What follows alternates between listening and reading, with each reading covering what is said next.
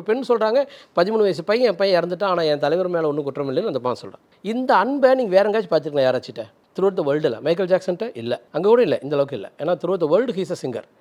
இல்லை வேறு எங்கேயாச்சும் லீடர் இல்லவே இல்லை. ஒன்லி ஒன் விஜய் இந்த world. The legend new Saravana ஸ்டோர்ஸின் தீபாவளி ஆஃபர் பவனுக்கு ரூபாய் 1200 தள்ளுபடி அக்டோபர் 26 வரை.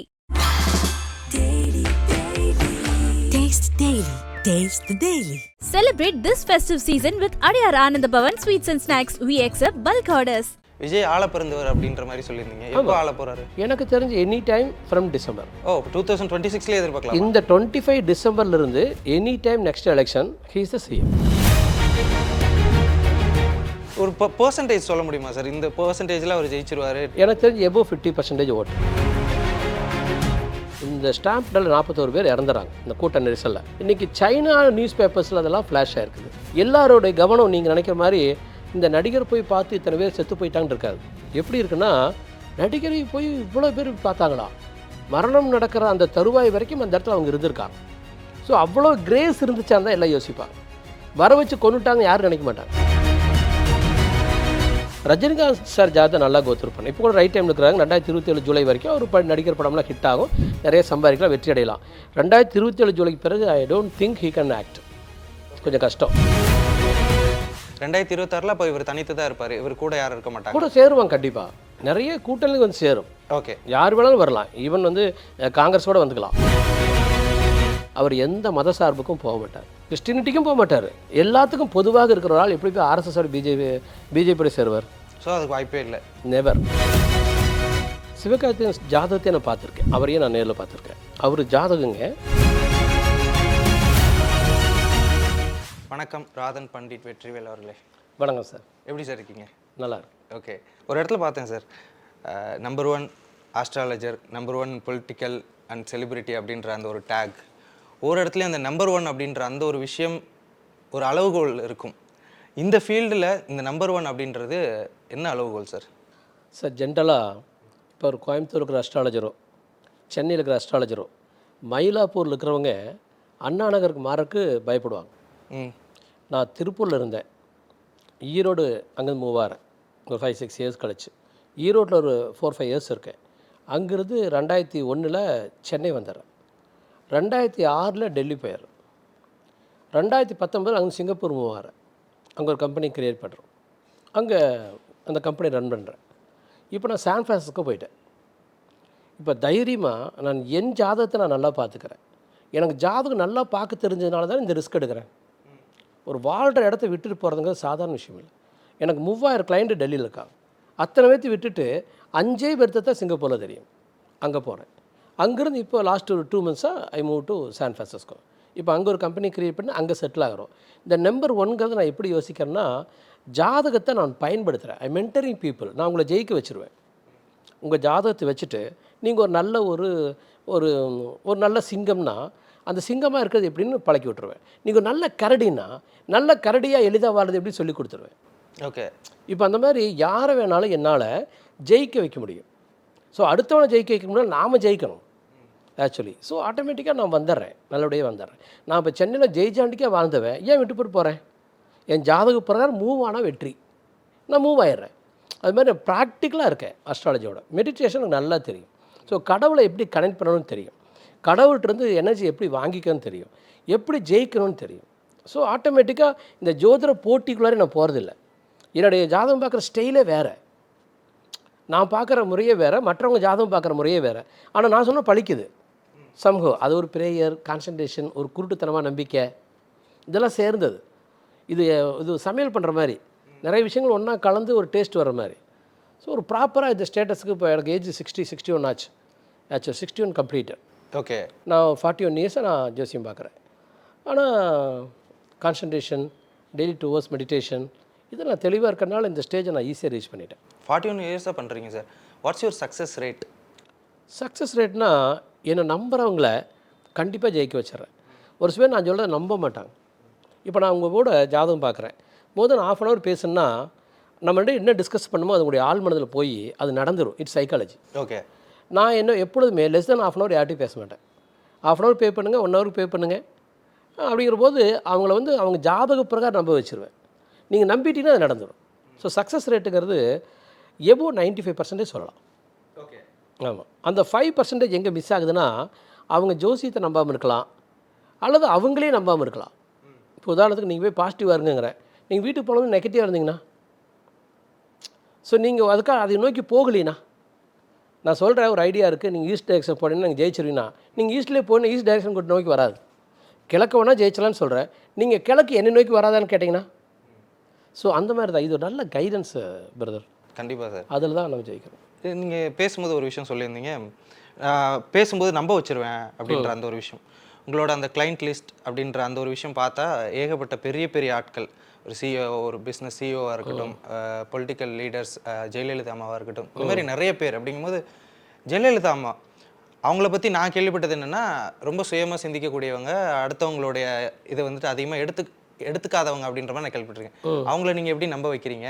அவங்களுக்கு ஒரு பர்சனல் மென்டாராக நீங்கள் இருந்திருக்கீங்க அப்படின்ற போது என்ன விஷயங்கள் பண்ணீங்க? நீங்கள் வந்து ஜெயலலிதா கூட நான் ஒரு 2000 தடவை சாப்பிட்ருப்பேன். அவ்வளோ பழக்கம். நிறையா லஞ்சும் ஈவினிங் ஹவர்ஸ்லாம் என்னை கூப்பிட்டாங்க, நாங்கள் போய் சாப்பிட்டு ஜாலியாக பேசிகிட்டு இருப்போம்.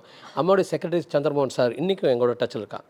அதாவது ஐஏஎஸ் செக்ரட்டரிஸு பூங்குன்ற மாதிரி ஆட்களுக்கு, கார்த்திகேயன், இவங்களுக்கு எல்லாத்துக்கும் என்ன தெரியும். சசிகலா ஃபேமிலி நிறைய கல்யாணம் பண்ணி வச்சுருக்கேன். ஓகே.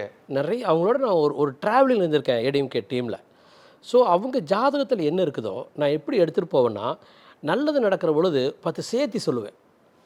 அப்போ அந்த 10ல் 5ஆவது பழிச்சிரும். அப்போ நீங்கள் 10 படி ஏற இடத்துல நீங்கள் 100 படி ஏறங்க நான் சொல்கிறேன்னு வச்சுக்கோங்க, அவங்க 20 படியாக தாண்டிடுவாங்க. அதே ஒரு 10 படி இறங்குற இடத்துல நீங்கள் 2 படி தான் இறங்குவீங்க நான் சொல்லுவேன். மேபி 4 படி நடக்கலாம், 4 கடல் நடக்கலாம். ஆனால் 10 நடக்கிறதுக்கு பதிலாக இட் கேன் ஹேப்பன் ஒன்லி 4 நான் பண்ணிடுவேன். ஸோ அந்த அப்ரோச்சும் அந்த ஸ்டைலும் அவங்கள பேச விட்டு நான் பேசுவேன். ஜெயலலிதா வந்து she's a dominator, administrator, very truthful woman. அதே டைமில் அறிவை மதிப்பாங்க. ஒரே ஒரு நாள் கூட அவங்க காலில் விழுந்ததில்லை. இன்றைக்கி சசிகலா உயிரோடு இருக்காங்க, டிடிவி தினகரன் சார் இருக்கார், அங்கே இருக்க எத்தனை இளவரசியமாக இருக்காங்க. அதுபோக அஃபீஷியல்ஸ் அவங்களோட ஒர்க் பண்ண எல்லா அஃபீஷியல்ஸுக்கும் எனக்கு தெரியும். அன்றைய சீஃப் செக்ரட்டரி முதற்கொண்டு எனக்கு தெரியும். இன்றைக்கும் டச்சில் இருக்கிறாங்க நிறைய பேர். ஓகே. யாராச்சும் ஒருத்தர் கேட்டு பாருங்கள், ஒரு இடத்துல சமுதாயத்தில் அம்மா காலில் விழுந்தன்னு. காரணம் அவங்க என்றைக்குமே என்னோடய மென்டராக தான் பார்த்தாங்க, ஒரு கைடாக அல்லது பையனாட்ட பார்த்தாங்க. ஸோ அது அவங்களுக்கு ஜோசியம் தெரியும். ஜெயலலிதா அம்மாவுக்கே ஜோசியம் தெரியும். ஸோ நான் ஒரு நாலேஜ் பர்சனாலிட்டி அப்படிங்கிறத அவங்களால புரிஞ்சுக்க முடியுது. அடுத்து நான் அவங்க டிஸ்கரேஜே பண்ண மாட்டேன். நீங்கள் 13 கேஸு கலைஞர் போட்டார், 12ல் ஜெயிச்சாங்களே, நான் கூட இருந்தேன். அந்த 1ல் ஜெயிக்கிற பொழுது தோத்துறாங்க. அப்போ நான் டெல்லி மூவ் ஆகிட்டேன். ஒருவேளை இருந்திருந்தால் அவங்க ஜெயிச்சிருப்பாங்க என்னை பொறுத்த வரைக்கும். ஆஃப்டர் ஜெயலலிதா இப்போது மிகப்பெரிய ஒரு சக்தியாக அரசியல் களத்தில் வந்துக்கிட்டு இருக்கிறவர் விஜய் அவர்கள். விஜய் வந்துட்டு இருக்கிறாரு. நீங்கள் வெளியிலேருந்து பார்க்கும்போது எப்படி இருக்குது அவருக்கு எதிர்காலம்? 2026 தேர்தலில் வந்துட்டு நிறைய பேர் ஒவ்வொரு பர்சன் சொல்லிட்டு இருக்காங்க, அரசியல் விமர்சகர் சொல்லிட்டு இருக்காங்க. ஒரு ஆஸ்ட்ராலஜராக நீங்கள் என்ன நினைக்கிறீங்க? ஆக்சுவலாக ஜெயலலிதா அம்மா, எம்ஜிஆருங்க, கலைஞர், இப்போ சிஎம் ஸ்டாலின் ஐயா, இவங்களுக்கு எல்லாமே நாங்கள் அந்த லக்னத்தை வச்சு தான் பலன் சொல்லுவோம். அதாவது தலை விதி, ஆண்டவன் ஆசீர்வாதம் எவ்வளோ இருக்குது, அடுத்தது லாபஸ்தானம், எவ்வளோ வெற்றி இவங்களுக்கு கிடைக்கும், எவ்வளோ லாபம் கிடைக்கும், எவ்வளோ ரீச், எவ்வளோ அன்பளிப்பு, கடவுள் ஆசீர்வாதம், இதெல்லாம் எப்படி கிடைக்கும் அப்படிங்கிறது லாபஸ்தானம். இன்னொன்று 10ஆம் வீடு தொழில் ஸ்தானம், அவங்களுடைய தொழில் திறமை. இதை பேஸ் பண்ணி தான் நம்ம வந்து வரிசைப்படுத்துகிறோம். இப்போ அம்மா என்கிட்ட ஒரு ஜாதகம் கொடுத்தாங்கன்னா, இவர் எம்எல்ஏ வர மந்திரியாக வரன்னு சொல்லிடுவேன், அல்லது தோற்றுருவாரன்னு சொல்லிடுவேன். ஸோ அந்த ஜாதகத்தை வச்சு அது வார்டு மெம்பராக, ஒன்றுமில்ல பிரைம் மினிஸ்டருக்கு வார்டு மெம்பருக்கு என்ன வித்தியாசங்க? 2 பேரும் அரசியல்வாதி. யார் அதிர்ஷ்டசாலியாக ஒரு பிரைம் மினிஸ்டர் ஆகிறாரு, அதிர்ஷ்டம் இல்லாத வார்டு மெம்பராக இருக்கார். அந்த மாதிரி கரெக்டாக வகை பிரிச்சிடலாம். அப்படி வகை பிரிக்கிற பொழுதுங்க, நம்ம விஜய் சார் வந்துங்க கடக லக்னத்துக்கு லக்ன சந்திரன் தன் சொந்த வீட்டில் ஆட்சிங்க, கூட செவ்வாய் நீசபங்க ராஜயோகம், 8ஆம் வீட்டில் குருங்க. செவ்வாய் நீசபங்க ராஜயோகம் பெற்றுங்க, உச்சபலனை பெற்று 8ஆம் பார்வையாக குரு பார்த்தா குருமங்கல யோகம், திரிகோணாதிபதினு ஒரு அமைப்பு ஜாதகத்தில். 1, 5, 9 ஒரு முக்காலி மாதிரி, இந்த கேமரா ஸ்டாண்டுக்கு 3 கால் மாதிரி. அந்த 3 கால் பலமாக இருந்தால் ஆண்டவன் ஆசீர்வாதம் இருக்குன்னு இருக்கும். லக்ன காலங்கிறது சிவபெருமான், நம்மளை படைத்தவன். அந்த 9ஆம் வீட்டு காலங்கிறது மகாவிஷ்ணு. உங்கள்கிட்ட இருக்கிற அறிவு, திறமை, புத்திசாலித்தனம், அப்பாவளி டிஎன்ஏல வந்த எல்லாமே, உங்கள்கிட்ட என்னெல்லாம் மனதில் இருக்குதோ அல்லது இந்த உடல் பழகி இருக்குதோ, ஸ்விம்மிங் மேற்கொண்டு, அதெல்லாம் வந்து விஷ்ணு உங்களுக்கு கொடுக்கறது. இந்த அறிவுனால திறமையான இந்த உடம்பு சம்பாதிக்கிற பணம் கண்ணுக்கு தெரியும், மனைவி கண்ணுக்கு தெரிவாங்க, கார் கண்ணுக்கு தெரியும், இந்த ஃபோன் கண்ணுக்கு தெரியும், கண்ணுக்கு தெரியும் உங்களுக்கு சொந்தமான எல்லா பொருளையும் தரது லட்சுமி. இந்த 3 வீடு தான் ஒரு பணக்காரனா, அதிகாரியாக, பெரிய ஆளாக நிர்ணயம் பண்ணுது. இவர் ஜாதகத்தில் இந்த 3ம் மிகப்பெரிய சக்தி படைத்தது. இவ்வளோ எனக்கு பார்த்த வரைக்கும் இது ஒரு 25 கோடியிலேருந்து 50 கோடியில் ஒரு ஜாதகம். என்னை பொறுத்தவரைக்கும் பெட்டர் தான் எம்ஜிஆர் ஹோரோஸ்கோப். பெட்டர் தென் எம்ஜிஆர் ஹோரோஸ்கோப். எம்ஜிஆர் ஹோரோஸ்கோப் நான் பார்த்துருக்கேன். ஓகே. வித்வா லக்ஷ்மணி ஐயர் வந்து எனக்கு குரு, எனக்கு அப்பா, மென்டர், அதுக்கு மேலே ஏதாச்சும் ஒரு வார்த்தை இருந்தால் சொல்லலாம். அவர் நான் பழகியிருக்கேன். அவர் எம்ஜிஆருடைய அஸ்ட்ராலஜராக இருந்தவர். அம்மா வந்து எம்ஜிஆருடைய ஜாதகத்தை எங்களுக்கு கொடுத்துருக்காங்க. அந்த ஜாதகத்தில் அந்த பிறந்த தேதி இதெல்லாம் வந்து ரொம்ப ரகசியம். எம்ஜிஆருடைய தலைவருடைய அது ஒரிஜினல் ஜாதகமே எங்கிட்ட இருக்குது. ஓகே. ஆக்சுவலி அம்மா என்கிட்ட கொடுத்தாங்க. அதற்கு முன்னாடி லக்ஷ்மண ஐயர் அந்த டயட் அண்ட் டைம்லாம் எங்கிட்ட கொடுத்தாங்க. ஸோ அந்த ஜாதகத்தையும் இந்த ஜாதகத்தையும் கம்பேர் பண்ணால் என்னை பொறுத்த வரைக்கும் விஜய் சார் தான் best. By luck, by God's grace. Okay. அந்த அதிர்ஷ்டமே மனுஷன் மேலே கொண்டு வந்துருங்க. இப்போ நிறைய பேர் சொல்லலாம் எஸ்ஏ சந்திரசேகருடைய பையனாக இருந்தனால தான் அவர் அந்த இடத்துக்கு வந்தாருன்னு. அந்த பையனாக பிறக்கிறதுக்கு ஒரு அதிர்ஷ்டம் வேணுமில்ல. நான் எங்கேயோ ஒரு கிராமத்தில் பிறந்தனால தானே நான் போராடி இந்த இடத்துக்கு வரேன். என்னையோட போராடின பல பேர் அப்படியே காணாம போயிருப்பான். ஏன்னா அந்த அதிர்ஷ்டம் இல்லாதனால. அதிர்ஷ்டம் தான் உங்களுக்கு பிளாட்ஃபார்மை க்ரியேட் பண்ணுது. ஒரு இடத்தை உருவாக்குறது அதிர்ஷ்டம் தானே. ஸோ அந்த அதிர்ஷ்டம் விஜய் சார் ஜாதகத்தில் எக்ஸ்ட்ரீம். ஓகே. இப்போ இந்த விஷயம் விஜய்க்கு இந்த மாதிரியான ஒரு பவர் இருக்குது, கண்டிப்பாக அவர் வந்துடுவார், மிகப்பெரிய அளவில் வருவார், எம்ஜிஆர் அவர்களை விட அதிகமாக வருவார் அப்படின்னு நீங்கள் நினைக்கிறீங்க. இந்த கரூர் விஷயங்கள் நடக்கிறதுக்கு முன்னாடி பார்த்தீங்களா? 2017-18 எனக்கு தெரியுங்க. ஓகே. இவர் அடுத்த எம்ஜிஆர். ஏன்னா அப்போ தான் ஒரு ஜாதகத்தை கோத்ரூ பண்ண ஆரம்பிச்சேன்.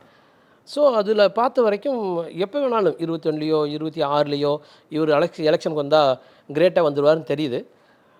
அதே மாதிரி இப்போ வந்துட்டார். இது ஒரு சின்ன ஒரு பேட் டைம்.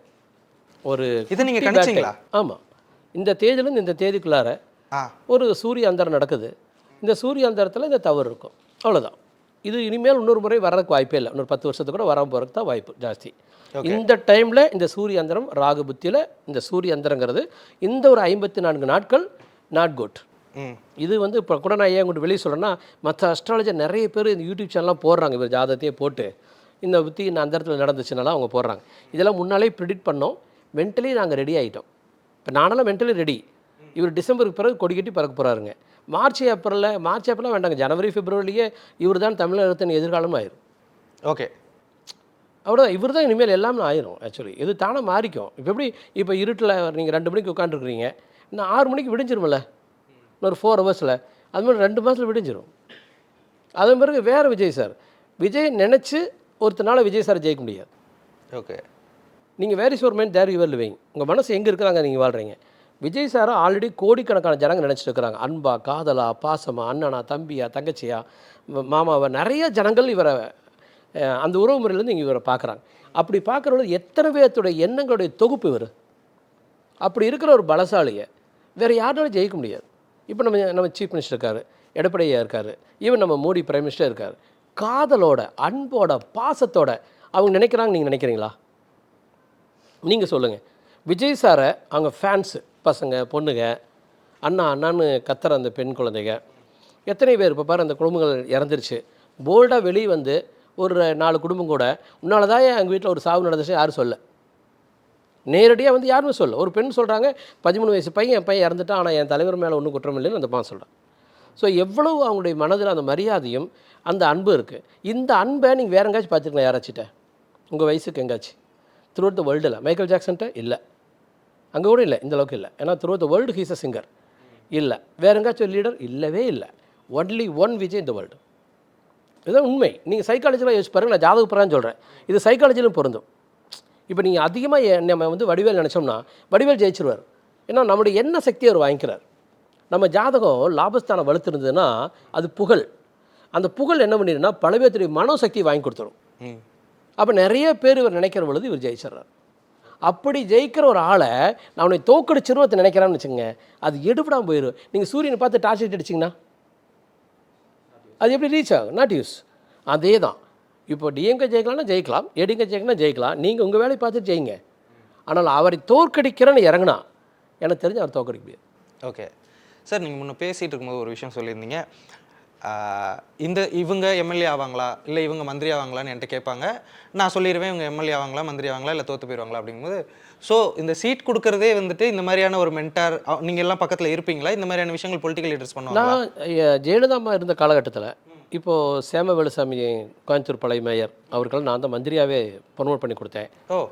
நிறைய பேருக்கு எம்எல்ஏ சீட் வாங்கி கொடுத்துருக்கேன். அது வந்து ஜாதகம் நல்லா இருக்குதுங்கம்மா, இவர் வந்தால் நல்லா இருக்கும் நம்ம கட்சிக்கு, அந்த தொகுதியில் ஜெயிச்சிருவார் அப்படின்னு ஒரு செயலில். இன்னொரு செயல் அம்மாவே கூட சம்டைம்ஸு நிறைய ஜாதகங்களை கொடுப்பாங்க. கொடுத்துல யாராச்சும் நல்ல பையனாக எடுத்து கொடு, ஜெயிக்கிற ஆட்களை எடுத்து கொடுப்பாங்க. நான் எடுத்து கொடுத்துருக்கேன். ஒவ்வொரு எலெக்ஷனும் ஒரு 40 பேர் 50 பேர்த்து நான் வந்து அஸ்ட்ராலஜிக்கெலாம் நாங்கள் கொடுத்ததெல்லாம் உண்டு அம்மா காலத்தில். ஓகே. அதனால் அம்மா அஸ்ட்ராலஜி ரொம்ப சின்சியராக ஃபாலோ பண்ணுவாங்க. இப்போவும் அந்த விஷயங்கள் மற்ற அரசியல் கட்சிகள் பண்ணுறாங்க. கண்டிப்பாக இருக்கும். எனக்கு தெரிஞ்ச வரைக்கும் எல்லா அரசியல் கட்சியிலும் செய்வாங்க, வெளியில் காட்டிக்க மாட்டாங்க. ஓகே. கண்டிப்பாக எல்லா அரசியல் கட்சியிலும் அது இருக்கும். ஜெயிக்கிற குதிரை மேலே வெட்டு கட்டுற மாதிரி தானே அது. இவங்க ஜெயிச்சிருவான்னு தெரிஞ்சு அவங்களுக்கு சீட் கொடுத்தாலும் நினைப்பாங்களே. ஓகே. அந்த மாதிரி தான். இப்போ மற்ற கட்சிகள்னா சுப்ரீம் பவர்ஸ் வந்துட்டு தாண்டி அடிஷ்னல் பவர்ஸாக வந்துட்டு ஒவ்வொரு ஏரியாலையும் ஒவ்வொருத்தவங்க இருப்பாங்க. டிஎம்கே இருந்தாலும் ஏடிஎம்கே இருந்தாலும். இப்போ டிவிக்கேல அந்த மாதிரியான ஒரு விஷயங்கள் நம்ம பார்க்க முடியறதில்ல. ஃபியூச்சரில் அது எப்படி இருக்கும்? தானே கிரியேட் ஆகிக்குவாங்க. ஓகே. இவர் ஒரு மாஸ் ஆக்சுவலி. உதாரணத்துக்கு செந்தில் பாலாஜி இருக்கார். அவர் எதுக்கு நினைக்கிறான்னு வச்சுக்கோங்க. He is not 0.01% to Vijay. உதாரணத்துக்கு விஜய்க்கு கலிஃபோர்னியாவில் போய் இறங்குங்க, 10,000 பேர் வந்து நிற்பாங்க. செந்தில் பாலாஜிக்கு காதலோட 10 பேர் வந்து நிற்பாங்களா கலிஃபோர்னியாவில்? சொல்லுங்க. ஒரு சினிமா ஸ்டார். அந்த அதெல்லாம் சொல்லக்கூடாதுங்க. நான் சொல்கிறது comparison with the fame and destiny. நான் என்ன சொல்கிறேன்னா, இப்போ நானே கிடையாது, நான் 0.0001% இருப்பேன். நான் உண்மையாலுமே வெல் நாலேஜ் பர்சனாலிட்டி. உண்மையாலுமே 2000 புக் படிச்சிருப்பேன். நீங்கள் வேணால் அடுத்த ட்ரிப் இங்கே ஒரு சைக்காலஜிஸ்ட் உட்கார வச்சுருங்க, என்னை கேள்வி கேட்க சொல்லுங்கள், நான் பதில் சொல்கிறேன். ஓகே. மன ரீதியாக நான் மிகவும் தெளிவானவன். 1 கோடி மடங்கு தெளிவான மனது எனக்கு இருக்குது. என் கண்ணில் தப்புனா தப்பு தான், சரினா சரிதான். ஆசிலேஷனே மெயினாக கிடையாது. நீங்கள் கத்தியில் இப்போ இந்த இடத்துல காலில் குத்தினாங்க, இந்த உடம்பு அழுகுங்க, என் மனசு அழுகாது. மைண்டு வேறு, உடம்பு வேறு. ஸோ இதெல்லாம் எனக்கு பிரித்து பார்க்க தெரியும். ஆனால் இந்த அறிவெல்லாங்க என் ஃபேமிலிக்கு, என் குழந்தைகளுக்கு தான் கன்வெர்ட் பண்ண முடியும். நான் போய் சிஎம் ஃபேமிலிக்கு ஒருத்தரோடையோ விஜய் சாரோடையோ நான் கம்பேர் பண்ணிக்க முடியாது. அவங்க ஹோரோஸ்கோப் டெஸ்டினி, அவங்க டெஸ்டினி, அவங்க ஆள பிறந்தவங்க. ஆக்சுவலி அவர் ஆள பிறந்தவர், அவ்வளோதான். அப்போ செந்தில் பாலாஜி சார் வந்து விஜய் சார் ரைவல்ரியாக எடுத்திருந்தாருன்னா ஒரு வேலை, இது படு தொழில் உங்களுக்கு கொண்டு போய் சேர்த்தது. அந்த மாதிரி தான் விஜய் சார் வந்துங்க 6க்குரிய குரு வந்துங்க 8ஆம் வீட்டில் மறைஞ்சிருக்கான். அவரை ஒருத்தர் அழிக்கலான்னு நினைத்தால் நினைக்கிறவன் அழிவான், அது யாராக இருந்தாலும் சரி. ஓகே. விஜய் ஆள பிறந்தவர் அப்படின்ற மாதிரி சொல்லியிருந்தீங்க. எப்போ ஆள போகிறாரு? எனக்கு தெரிஞ்சு any time from December. Oh, 2026 எதிர்பார்க்கலாம். இந்த 25 டிசம்பர்லேருந்து any time next election he is the CM. Okay. Not easy to remove. அது சாத்தியமே இல்லை அவர் ஜெயிக்கிறாங்கிறது. ஓகே. ஒரு பெர்சன்டேஜ் சொல்ல முடியுமா சார்? இந்த பெர்சன்டேஜில் அவர் ஜெயிச்சிருவார். எனக்கு தெரிஞ்சு above 50% ஓட்டு. above 50%? கண்டிப்பாக. ஓகே. அவ்வளவு அதிர்ஷ்டமுள்ள ஒரு ஆள், இந்தியாவை திரும்ப பார்க்க வச்சுருவார். இன்றைக்கி யோசிச்சு பாருங்கள், இந்த ஸ்டாம்ப்டில் 41 பேர் இறந்துறாங்க இந்த கூட்ட நெரிசலில். இன்றைக்கி சைனா நியூஸ் பேப்பர்ஸில் அதெல்லாம் ஃப்ளாஷ் ஆகிருக்குது. சவுத் ஆஃப்ரிக்கா ஃபுல்லாக நியூஸ் பேப்பர்ஸ்லாம் ஃப்ளாஷ் ஆகிருக்கு. எல்லோரும் பார்க்குறாங்க. எல்லாரோடைய கவனம் நீங்கள் நினைக்கிற மாதிரி இந்த நடிகர் போய் பார்த்து இத்தனை பேர் செத்து போயிட்டான்னு இருக்காது.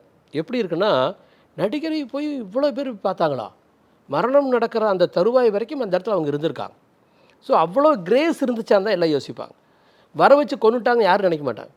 ஒரு நடிகர் இவர் வந்து அந்த கூட்டத்துக்கு போகும்போது இவங்களாம் வந்து செத்துப்பாங்க வாங்க வாங்கன்னு கூப்பிட்டுருக்க மாட்டார். அந்த இன்டென்ஷன் யாருக்குமே இருக்காது. நீங்கள் அரசாங்கத்தில் இருக்கிறவங்களோ, வேற ஆட்சி இருக்கிறவங்களோ, அல்லது அவருக்கு எதிர்ப்பு கருத்து இருக்கிறவங்களுக்கோ குற்றம் கண்டுபிடிக்கலாம். இப்போ நான் இருக்கேன், ஒரு சில பேர் பேசினாலும் நான் குறை கண்டுபிடிப்பேன். ஏன்னா அவங்கள எனக்கு பிடிக்காது, நான் குறை கண்டுபிடிக்கிறேன். அது வந்து வெளி உலகத்தில் கிடையாது. அப்போ கிட்டத்தட்ட ஒரு 400-500 கோடி பேருடைய மனதை இவர் கவர்ந்துட்டார். அப்போ இன்றைக்கி 400-500 கோடி பேர் நினைக்கிற விஜய், எத்தனை பேர் அவருக்கு ஆப்போசிட்டில் நினைப்பாங்க? இதுதான் வெற்றியே. உங்கள் மனதா என் மனதா. இப்போ நம்ம எதுக்கு ஒரு போட்டி வைக்கிறோன்னா, யார் மனது ஸ்ட்ராங்கோ நம்ம ஜெயிக்கிறோம். இப்போ அவருடைய மனதுக்கு பின்னால் கோடிக்கணக்கான ஃபேன்ஸும் பலவிதத்துடைய நம்பிக்கை இருக்குது. So December to May he can be the chief minister. கண்டிப்பாக. இட்ஸ் வெரி ஃபார்ச்சுனேட் என்னை பொறுத்த வரைக்கும். கண்டிப்பாக நடக்கும். ஓகே, பொறுத்திருந்து பார்க்கலாம். இப்போ விஜய் சாரை தாண்டி நீங்கள் யார் யாருக்கெல்லாம் சார் பார்த்துருக்கீங்க? சார் ஆக்சுவலாக நான் 18-19 17-18-19 அம்மா இறந்த பொழுது அடுத்த சீஃப் மினிஸ்டராக வர்றதுக்கான யோகம் யாராச்சும் இருக்குதான்னு பார்த்தேன். ஏன்னா சினிமா ஃபீல்டில் இருக்கிற சுக்கிரன் சனி வலுத்தவங்க அவங்க அரசியலுக்கு வரலாம். சனினா பொதுஜனம், சுக்கர்னா கவர்ச்சி. அப்போ கவர்ச்சியும் பொதுஜனத்தினுடைய வேல்யூம் இருக்கிறவங்க அரசியலுக்கு வர முடியும். இது யார் யார் ஜாதத்தில் இருக்குங்க பொழுது, ரஜினிகாந்த் சார் ஜாதத்தை நல்லா கோத்ரூ பண்ணேன். இப்போ கூட ரைட் டைமில் இருக்கிறாங்க. 2027 ஜூலை வரைக்கும் அவர் நடிகர் படம்லாம் ஹிட் ஆகும், நிறைய சம்பாதிக்கலாம், வெற்றி அடையலாம். 2027 ஜூலைக்கு பிறகு I don't think he can act. Okay, இது கஷ்டம். ராகுபத்தி வர பொழுது அவர் கொஞ்சம் அப்படியே ஹோல்ட் ஆயிடுவார் சன்னதிஸ் ராகுபத்தியில். அவ்வளோ நல்ல நேரத்தில் அதன் பிறகு அவர் இல்லை. வயசு 77 மேபி அவர் ரெஸ்ட்டுக்கு போகிறார் என்னமோ. ஆனால் அவர் ஜாதகம் 2ஆம் வீட்டில் கேது. அப்போ நான் கஸ் பண்ணுங்க 6ல் சந்திரன் செவ்வாய் 2ஆம் வீட்டில் கேது. இவர் அரசியலுக்கு வரமாட்டாருன்னு திரும்ப ரிப்பீட்டடாக நான் நிறைய வீடியோஸ் போட்டிருக்கேன். அதான் நடந்துச்சு.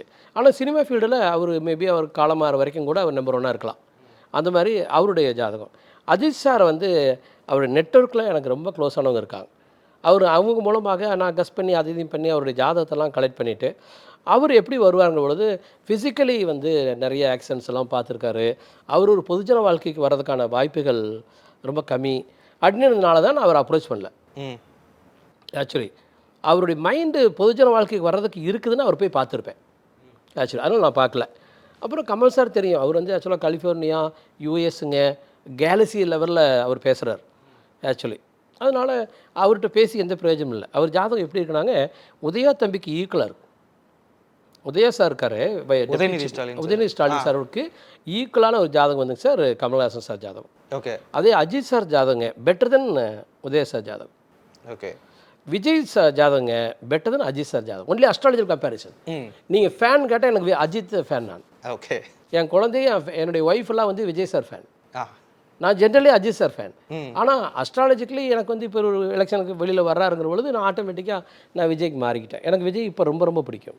ஓகே. காரணம் நான் ரசிக்க பழகிட்டிங்கன்னா ஆட்டோமேட்டிக்காக எல்லாமே நமக்கு பிடிக்க ஆரம்பிச்சு. அதுக்கு முன்னாலே நான் நல்ல நல்ல படங்கள் நம்ம பார்த்துருக்குறோம். அப்போ நீங்கள் இப்போ 2026 அவர் வந்து குருபத்திக்கு வர்றாரு. இதற்கு முன்னால் குருபத்தி வந்த போதுங்க கில்லின்னு ஒரு படம் ரிலீஸ் ஆகி பிச்சு வந்துருச்சு. இது மாதிரி எப்போல்லாம் ஒரு குருபத்தி வந்துச்சோ அப்போல்லாம் டாப்பஸ்ட் பிளேஸுக்கு வந்திருக்காரு. ஓகே. ஸோ அதனால் இதெல்லாம் கம்பேர் பண்ணுற போது ரஜினி சாருக்கு அடுத்து ஒரு ஹொரோஸ்கோப்பு, பெரிய ஹொரோஸ்கோப் இருக்குன்னா அது வந்து விஜய் சார் தான். ஓகே. ஆல்வேஸ் ஹீஸ் நம்பர் 1 இன் தமிழ் ஃபீல்டு.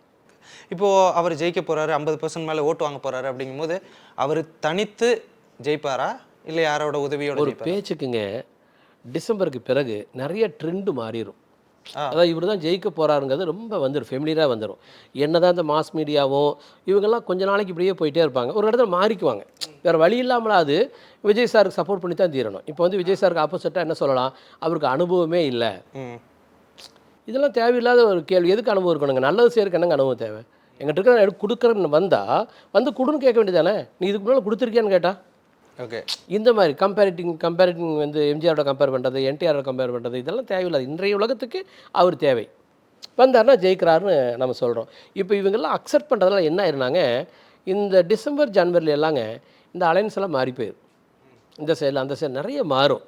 ஆனால் இவர் வந்து எனக்கு தெரிஞ்ச வரைக்கும் சீஃப் மினிஸ்டர் கேண்டிடேட் தான். இவர் சீஃப் மினிஸ்டர் தான் போய் உட்கார போகிறார். எக்ஸ்ட்ராடனரியாக இவரை வெல்கம் பண்ணுறவங்களும், நேர்மையாக இவரோட சேர்ந்து வாழ்றதுக்கு தயாராக இருக்கவங்களும், அரசியல் பண்ணுறதுக்கு தயாராக இருக்கவங்களும் இவரோட சேரலாம். ஆனால் இவருக்குன்னே தனியாக 50% ஓட்டு வந்து நான் நம்புகிறேன். நின்னாலே ஜெயிச்சிருவான்னு நான் சொல்கிறேன். ஈஸியாக அவர் ஜெயிக்கிறதுக்கு வழி இருக்குங்க. ஏடிஎம்கே டிஎம்கே ஒன்று சேர்ந்துட்டான். ஓகே. ஸோ அதுக்கு வாய்ப்பு இருக்கா? 2031 வரலாம். ஓகே.